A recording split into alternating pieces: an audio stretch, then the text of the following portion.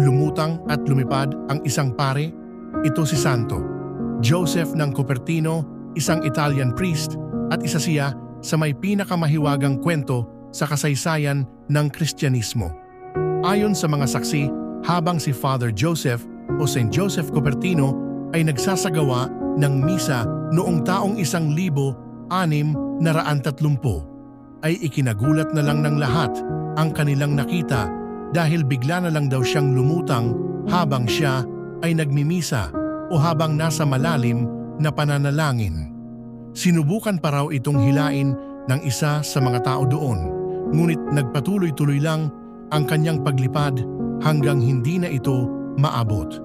Sinasabing ilang beses pa raw na ulit ang pangyayaring ito na agad kumalat sa mga karatigbayan ng Cupertino, Italy na dahilan upang mabansagan itong The Levitating Priest. Ngunit sino nga ba si Saint Joseph Cupertino? Siya ay ipinanganak sa Cupertino, Italy noong 1603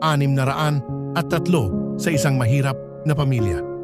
Ang kanyang ama ay si Feliz Deza, isang mahirap ngunit tapat na manggagawa na namatay bago pa ipanganak si Joseph. Kaya lumaki silang kapos sa buhay. Ang kanyang ina ay si Francesca Panara, isang matatag at relihiyosong babae na nagpalaki kay Joseph sa kabila ng kanilang kahirapan. Bata pa lang si Saint Joseph, mahina siya sa pag-aaral, ngunit napakahalaga sa kanya ang pananampalataya sa Diyos. Dahil sa kanyang pagiging mahina sa intelektual na bagay, hirap siyang makapasok sa relihiyosong buhay. Ngunit sa huli, tinanggap siya bilang isang Franciscan friar. Sa kanyang buhay bilang isang monghe, madalas siyang mapunta sa trance o malalim na pananalangin kung saan siya ay nakikita ng mga tao na lumulutang o lumilipad sa ere, isang bagay na itinuturing na milagro. Dahil sa kanyang himala, maraming tao ang dumadayo upang makita siya, kaya't inilipat siya mula sa isang kumbento patungo sa iba upang maiwasan ang labis na atensyon.